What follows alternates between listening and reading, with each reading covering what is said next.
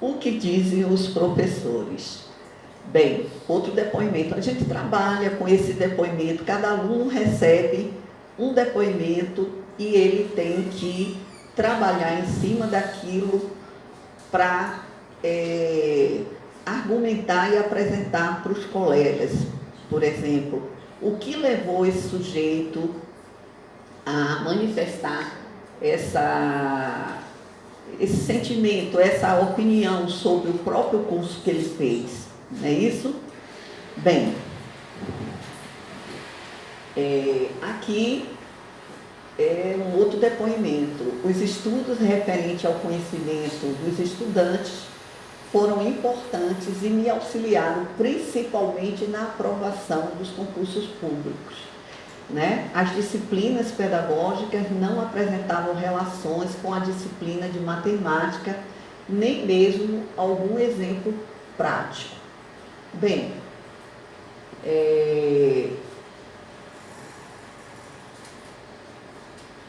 isso também. O que a experiência com a formação não é nem continuada, mas a formação inicial na perspectiva, né, da continuidade desse trabalho. Nem mesmo os saberes relacionados à matemática escolar têm sido garantidos. O saber específico do conteúdo, o saber pedagógico, o saber curricular. E a gente está buscando sempre ampliar isso. Quais seriam esses saberes necessários para essa formação? Aí as práticas como componente curricular e os estágios são os únicos que precisariam trabalhar essa especificidade do saber docente.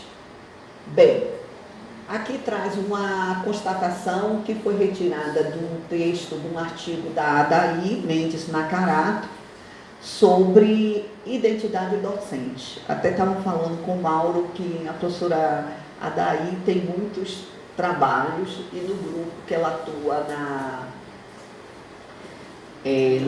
o GT, onde ela, acho que está coordenando o GT da SBEM, da Sociedade Brasileira de Educação Matemática, né? Ela tem trabalhos sobre isso. Então, eu trouxe esse fragmento de uma fala mostrando que que as pesquisas sobre identidade docente têm nos sinalizado que as horas que os professores vivenciam como estudantes na educação básica e no ensino superior, eles constituem uma importante socialização. Nessa trajetória, os futuros professores vão aprendendo informalmente o que é ser professor, observando outros professores, observando seus próprios professores e recebendo modelos com os quais vão se identificando. Como afirma Carlos Marcelo, nesse processo de socialização, aspectos cognitivos e emocionais se vinculam e vão constituir o sistema de crenças que norteará as futuras práticas desses professores. Então, é aquela coisa vou dar uma pulada aqui, de escolher modelos e inicialmente se apropriar dessa personalidade, né? E só depois de algum tempo se descolar e adquirir a sua própria identidade, para o bem ou para o mal, na medida em que muitos se configuram em um modelo muito, eu não gosto dessa palavra, mas muito tradicional, muito formativo, e outros conseguem ultrapassar, né, essa rigidez e construir e desenvolver trabalhos extremamente interessantes. na escola, que são desconhecidos muitas vezes na academia. A gente não sabe o que esses professores estão fazendo nas escolas, certo? Imagina, é que nem aquela piada do caviar, né? Não comi, não conheço, só ouvi falar. Então, a gente tem que buscar esses elementos para enriquecer essa experiência do estágio. Eu penso que nesse sentido, e eu estou lhe dizendo isso, eu uso muito aquele material do livro em sua homenagem e aquele vídeo que nós construímos, orientandos do professor Irã, usamos muito aquele material para mostrar a trajetória formativa, um itinerário de construção de uma identidade, como a experiência riquíssima do professor Irã. Eu estou falando do professor Irã porque eu o conheço mais, né? Então, nós usamos aquele material nas aulas do estágio curricular para mostrar, porque ali no vídeo tem várias passagens impressionantes, né? Tem aquela, o professor Irã dando aula em congressos, cumprimentando pessoas e tal. Então, esse movimento é que eu acho que tem que ajudar o próprio aluno se perceber sujeito importante desse processo, né?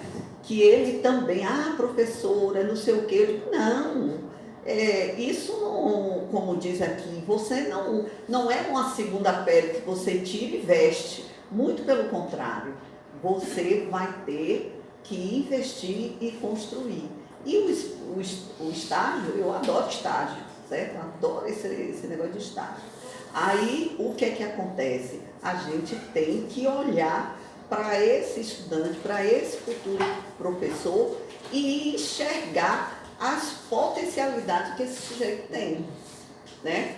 E quanto mais a gente provocar, mais desenvolver situações, experiências, não experiências qualquer experiência nesse sentido, mas até me lembrando um pouco de John Dewey, falar das experiências realmente diferenciadas, produtivas, significativas, ricas, certo? E é esse sentido que eu queria trazer para vocês, certo? Muito obrigada. Um pouquinho o vídeo. Não baixou? Só um pedacinho. Você consegue. O vídeo não está ali, tá ali, né? Aí você dá uma avançadinha, só um trechinho. Pode passar. Aí, desse ponto aí. Não, volte mais um pouquinho.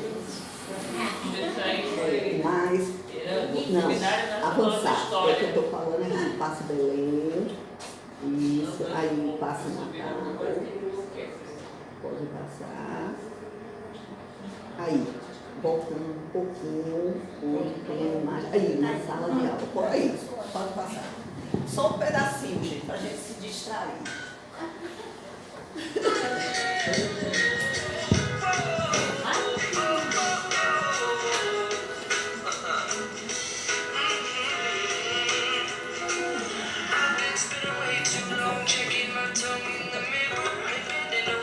Just to try to see it clearer, but my breath fogged up the glass, and so I drew a new face and I laughed. I guess what I'll be saying is there ain't no better reason to just just go with the seasons. It's what we aim to do.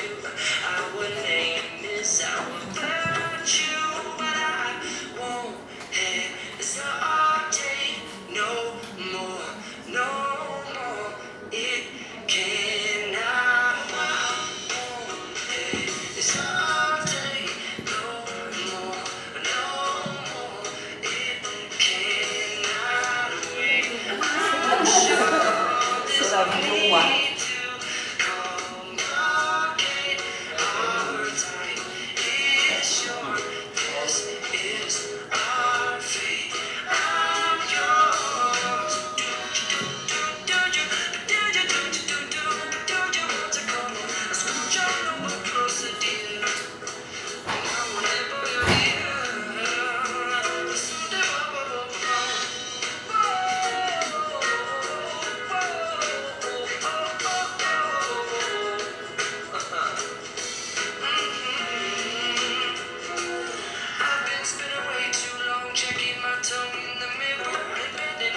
backwards just to try to see it clearer, but my breath fogged up the glass.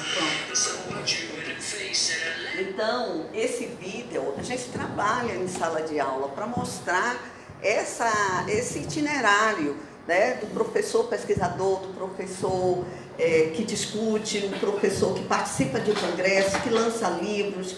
E todo esse movimento, a gente mostra como pode ser rica uma profissão, né? Uma profissão.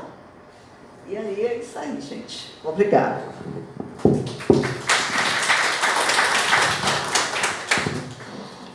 Bem, agradecer a professora Maria Auxiliadora pela fala.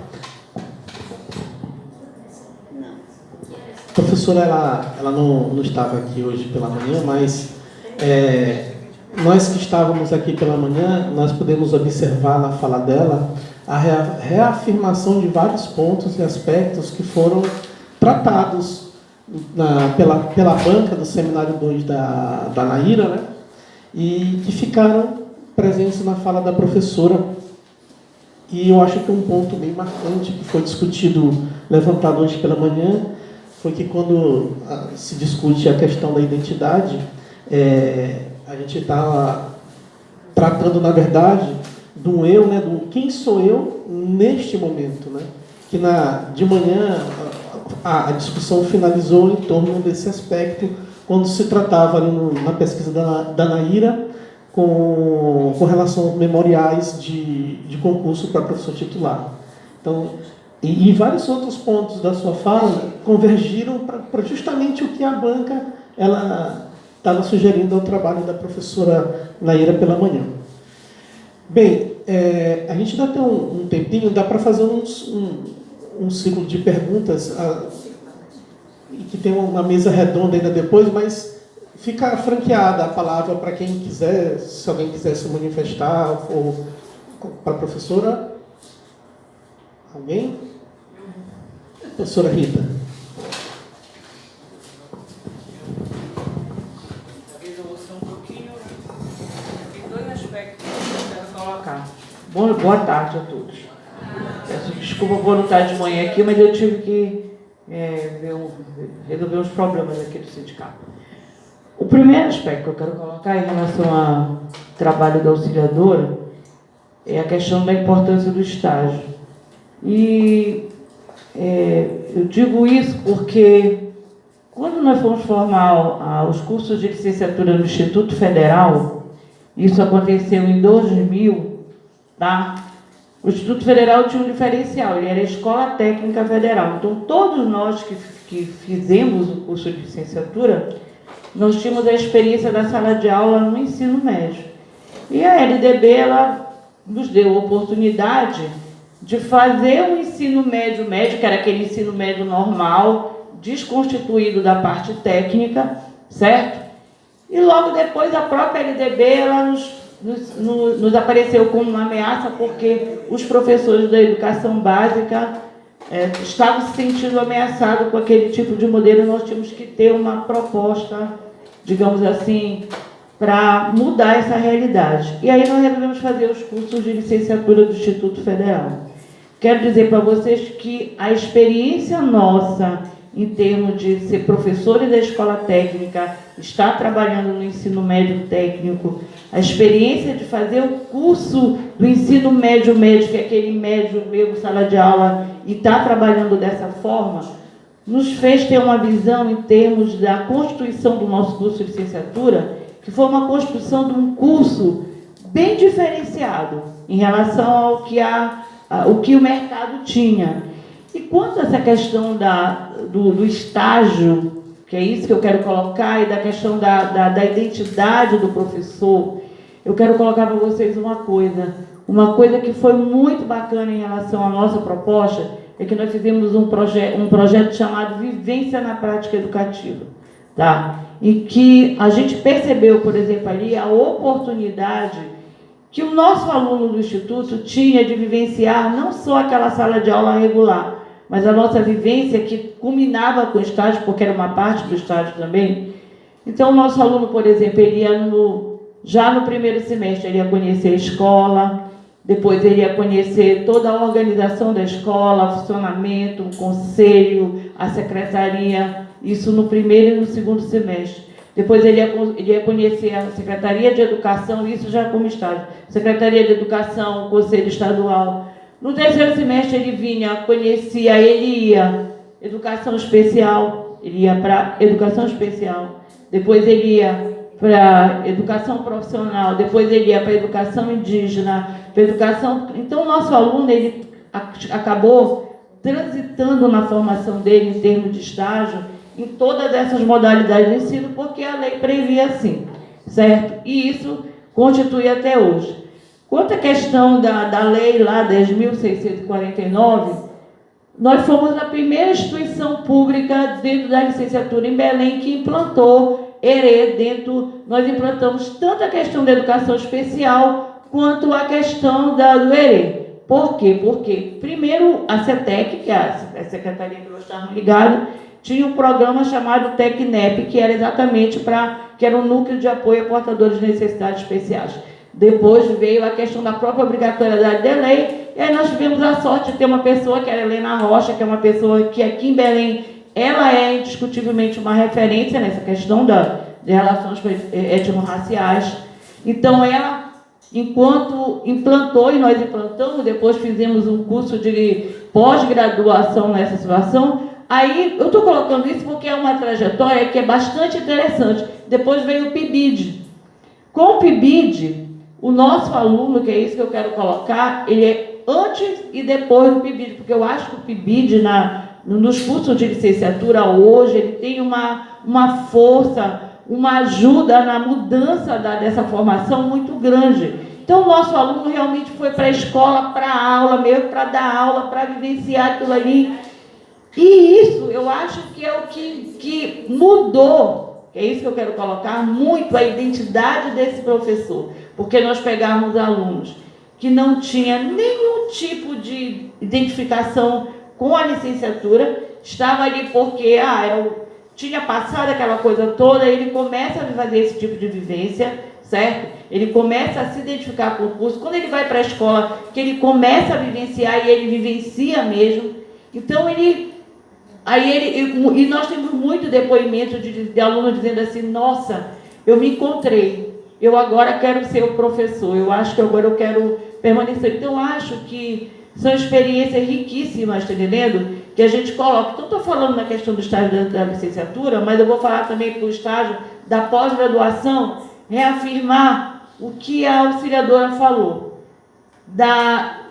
do quanto é importante numa pós-graduação, e que vocês talvez todos viveram, e eu vivenciei muito na UFRN. Eu acho que uma coisa que é muito interessante dizer o seguinte: você não pode fazer uma pós-graduação só para chegar lá e assistir aula. Só aquelas disciplinas obrigatórias da pós-graduação. Você tem que vivenciar a pós-graduação. E é nesse estágio, porque eu também acho que isso é um estágio, é o estágio doutoral de você participar das atividades, desse tipo de coisa, é que você vai se constituir como professor, como pesquisador, como orientador. Por exemplo, na nossa turma, a ideia que nós tivemos de fazer um livro em homenagem ao Irã, que foi pelos 50 anos dele, a nossa turma fez isso como era um presente de aniversário pelos 50 anos dele. Mas o que nós buscamos quando nós fomos fazer o livro? A trajetória profissional do Irã. Lá está a trajetória dele de escritor, lá está a trajetória dele de pesquisador, lá está a trajetória dele de orientador, de professor, está entendendo? De poeta, de pessoa que pesquisa, que tem uma grande aceitação digamos assim, na comunidade científica, que eu acho, gente, que é isso que vocês talvez tenham que entender uma coisa. Essa identidade a gente constitui fazendo, por exemplo, um evento como esse.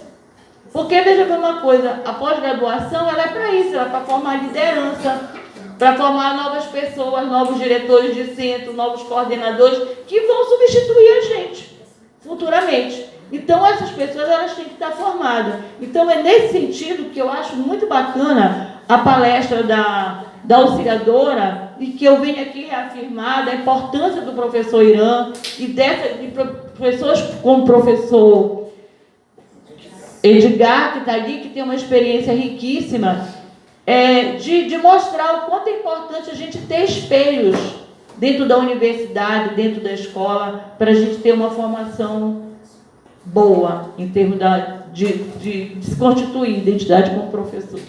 É isso. Obrigado, professora. Professora Elizabeth também.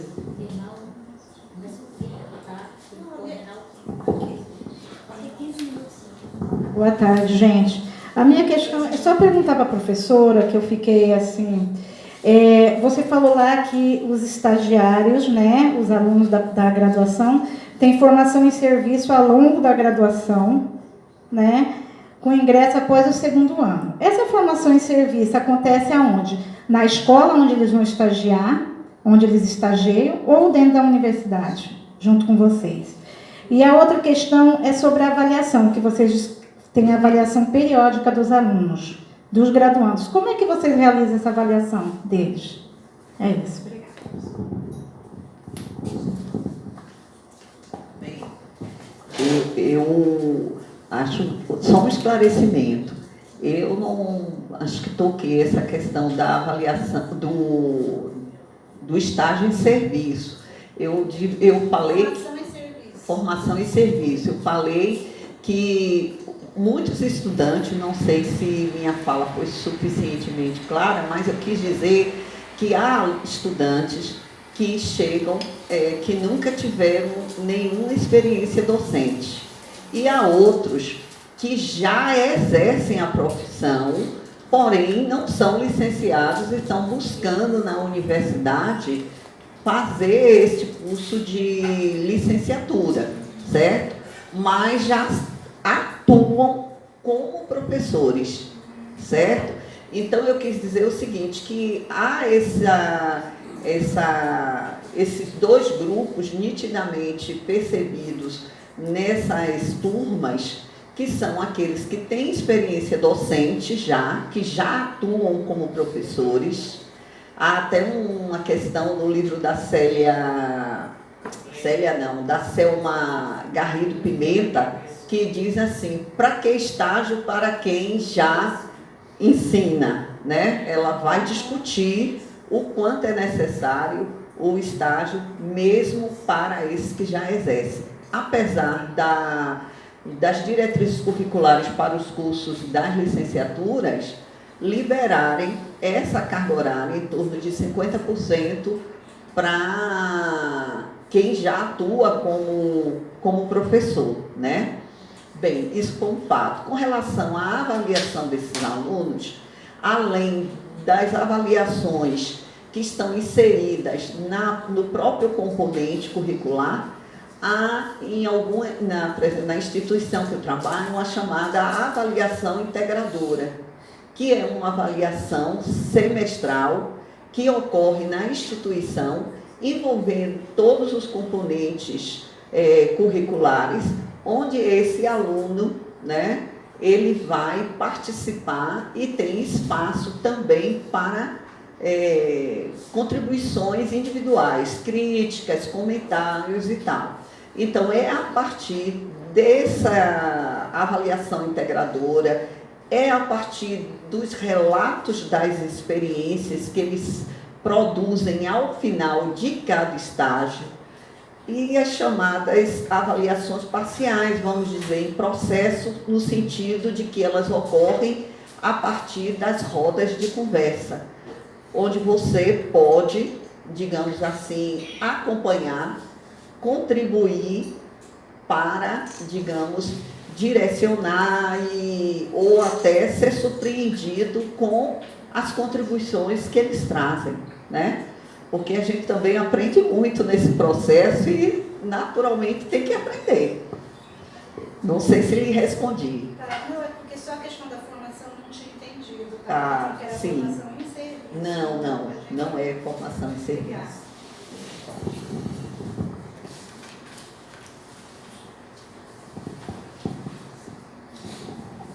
Boa tarde. Professora Maria Auxiliadora, eu gostaria de fazer uma questão. que a senhora pudesse responder com relação aos estágios. O estágio como a construção da identidade desse professor de matemática, vou colocar desse jeito. E, pela minha experiência como professora de prática de ensino, que eu já tenho quase 20 anos de universidade, eu tenho atuado, não é, desde quando ingressei com prática de ensino, e uma das questões que a gente observa e tem observado, não é, e que não muda, é a grande dificuldade dos nossos alunos do estágio conseguirem mobilizar os conteúdos disciplinares, né, os conteúdos específicos, no momento de planejar e realizar os estágios nas escolas e de mostrar, na verdade, a forma como esse conteúdo pode ser não transmitidos, não é, mas socializados com os alunos. Então, a grande dificuldade deles, não é, quando você menciona aí a questão de, inicialmente, eles imitarem o modelo, né, imitarem o modelo de como eram alunos, de como os professores deles da educação básica ensinavam, não é, e como os professores na universidade também ensinam, os formadores dos cursos de matemática ensinam. Então, qual o momento que esse aluno, no estágio, no sentido da construção da identidade dele, ele vai passar desse movimento de imitação para um outro movimento que você diz que é se deslocar, não é? Se desprender desse movimento e se tornar um professor autônomo, e nesse sentido conseguir melhor lidar com essa mobilização desses conhecimentos para efeito de ensinar matemática de fato, não é? E não ficar imitando e ensinando uma matemática que a gente historicamente vem criticando.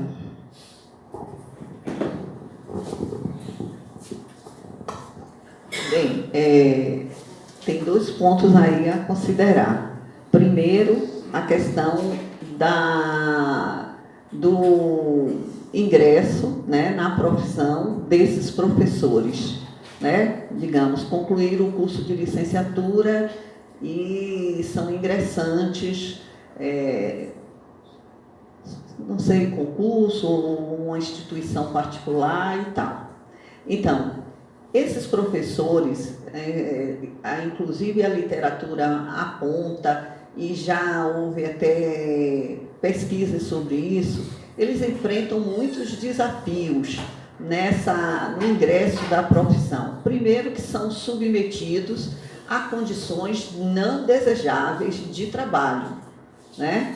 Eles pegam, digamos assim, as turmas mais problemáticas, eles pegam os piores horários de trabalho, eles são... Muitas turmas, eles são super, digamos assim, penalizados. O professor Carlos Marcelo Garcia, ele diz, inclusive, que esses alunos, no trabalho dele, acho que é um livro chamado Educação para uma Prática, acho que é assim, Mudanças para uma Prática Educativa, se eu não estou sendo exata, me desculpe, mas acontece que ele diz isso, que esses professores são submetidos a esses ambientes que são problemáticos e muitas vezes esse próprio estudante, ele quase que se decepciona com o trabalho, né? Porque ele tem uma ideia de como ele imagina como ele vai ser esse professor e na prática ele nesse espaço ele não encontra as condições favoráveis para exercer a profissão. Então, há uma recomendação até que esses estudantes deveriam ser colocados nas melhores turmas, com os melhores horários, para serem desafiados, né? Não estou falando do contexto da violência, de todas essas coisas que a gente sabe que a escola enfrenta. Mas o estágio, voltando à questão do estágio, o estágio é um período muito curto, né? Ele tem uma carga horária no estágio na escola e tem uma carga horária presencial em sala de aula na universidade. O que a gente sempre, eu digo a partir da minha experiência, o que eu sempre promovo é experiências diferenciadas, no sentido de que, por exemplo, aqui o caso do livros do professor Irã, que ele fez todo um trabalho cuidadoso, criterioso sobre a questão da investigação em sala de aula.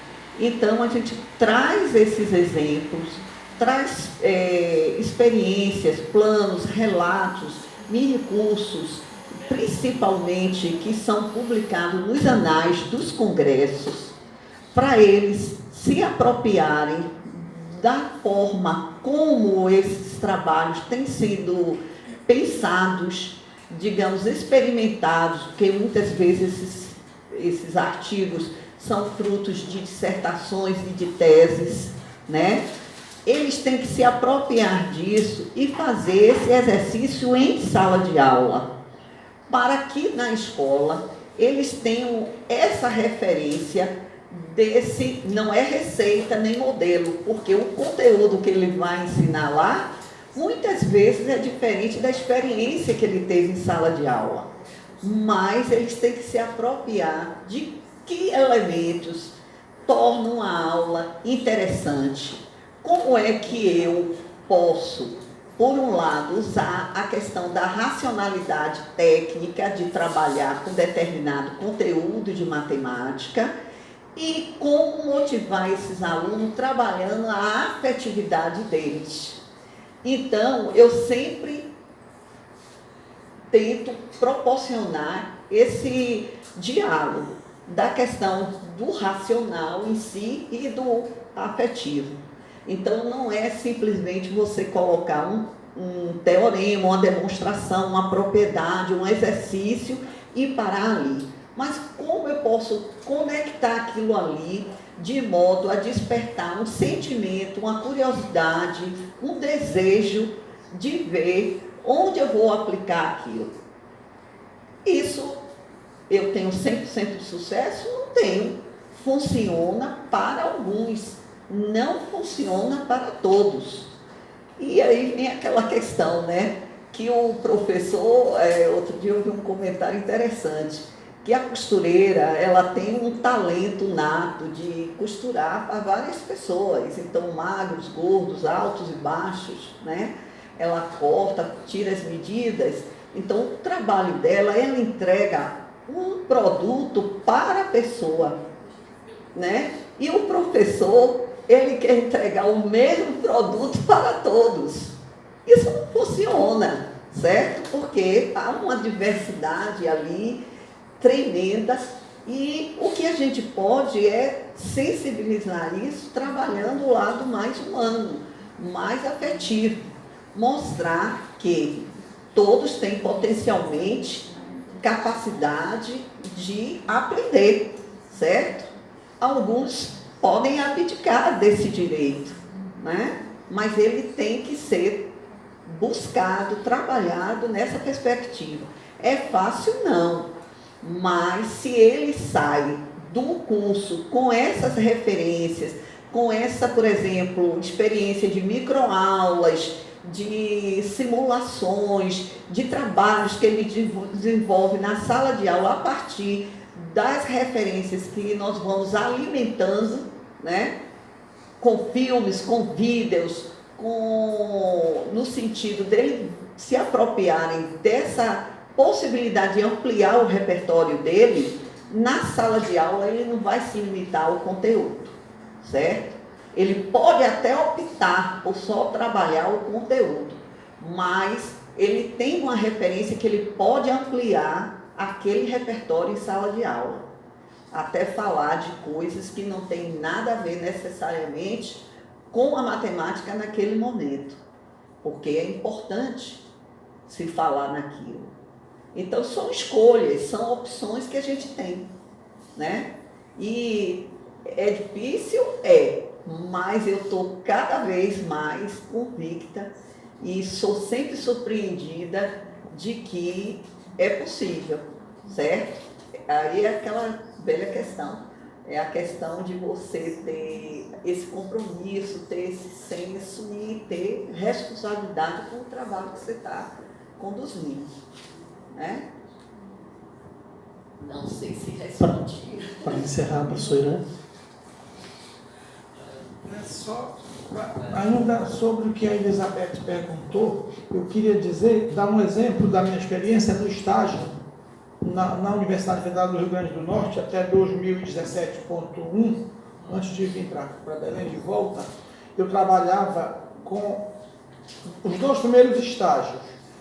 Então, aquilo que eu particularmente eu vejo meio engasgado, aquele modelo observação, não sei o que, de 1950, eu digo que eu não gosto disso. O que eu fazia? Meus alunos conheciam a escola, mas faziam uma espécie de etnografia da escola e, em seguida, o que a gente propunha para eles no segundo estágio? Elaborar, a partir de uma demanda que vem da escola, de uma pesquisa que ele faz na escola, elaborar uma proposta de intervenção com os alunos da escola, fora de sala de aula, um trabalho à parte, já que eles, nesse momento, eles não entravam para assumir a docência propriamente. Qual era o trabalho? Propor mini-cursos, elaborar pequenos livretos, a partir do material didático adotado na própria escola e com pesquisa com outros materiais, eles produzirem pequenos livros sobre tópicos diferenciados de matemática para desenvolver o curso na escola. Então, os alunos, a gente orientava na sala de aula do estágio, os alunos a elaborarem esse material a partir da primeira pesquisa que eles fazem para levantar as dificuldades dos alunos, está entendendo? Então, eles levantavam a dificuldade dos alunos na escola a partir do depoimento dos alunos e do professor. Montavam proposta de trabalho com os alunos a partir do material didático adotado na escola e de outros materiais e iam para a escola desenvolver. Estudavam esse conteúdo. Estudavam, produziam material, saíam com material novo, porque eu dizia para eles que eu não queria que eles fossem meros repetidores do PNLD. Porque eu pegava um livro e Bíblia. Eu dizia, não dá, você não pode inserir nenhum elemento a mais, qualquer acontecimento, qualquer outro fato, qualquer outra informação que poderia fortalecer e enriquecer mais o material. E aí eles montavam um material deles como professor a partir dos vários materiais existentes. Com isso, os alunos produziam um material para levar para essa segunda fase do estágio. Isso deu um resultado muito bom, os alunos produziram vários, foi criado um negócio chamado Salão de Estágio, onde no final do semestre eles mostravam esse material e o resultado dos minicursos que eles desenvolveram na escola. Era, primeiro semestre, Das duas, a 1 e o 2. 90 horas, uma, a outra 90, eram sempre 90 horas. Eram 4 estágios. Eu só trabalhava com as 2 primeiras, porque eu me sentia mais capaz de trabalhar preparando esses alunos para quando eles fossem para os 2 últimos estágios para a entrada de sala de aula mesmo, eles já estavam com essa base. Eu me sentia mais capaz de trabalhar com essa base do que ir acompanhar estágio na escola. Está entendendo? Então, eu ia pouco na escola para poder só inserir os alunos e desenvolver esse trabalho. Foi muito bom, o resultado foi excelente. Inclusive, essa experiência minha serviu para dar sugestões ao Gerson, que foi orientando do professor Tadeu, para desenvolver práticas investigativas lá em Manaus, no estágio que foi a tese dele. Porque foi com base nessa experiência que eu já sugeri que ele fizesse em Manaus e deu certo. Entendeu? Então é uma experiência boa. Isso, exatamente, porque eu não gostava do modelo do estágio, mas só que esse modelo já era adotado um pouco de uma experiência da UEPA, do curso de licenciatura em educação básica que existia na década de 90, que tinha estágio primeiro, segundo, terceiro e quarto ano, que não tinha aula expositiva, era só pesquisa e ensino. Então eu já vinha com essa experiência de lá, que eu agreguei outros valores e levando para frente, entendeu? Foi isso, que é o que alguém falou aqui. Já formar um professor pesquisador. Isso, desde cedo, era essa ideia. Ok? Então a gente pode experimentar. Obrigado, professor Alexandre. Ele sabe por que é, Alexandre.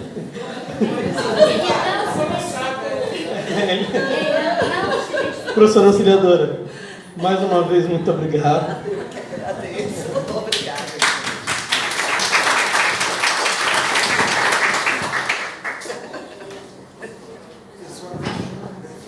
Gente, nós vamos fazer o seguinte, na programação tem um intervalo, de 15 minutos, agora são só 10. Mas assim, quando a discussão é interessante, né, a gente acaba se estendendo mesmo. Nesse pequeno intervalo, a gente preparou um lanchinho para vocês, mas é para vocês voltarem, porque nós vamos ter outra mesa redonda. Portanto, ninguém vai embora, tá? Ok. Aguardo vocês daqui a pouco.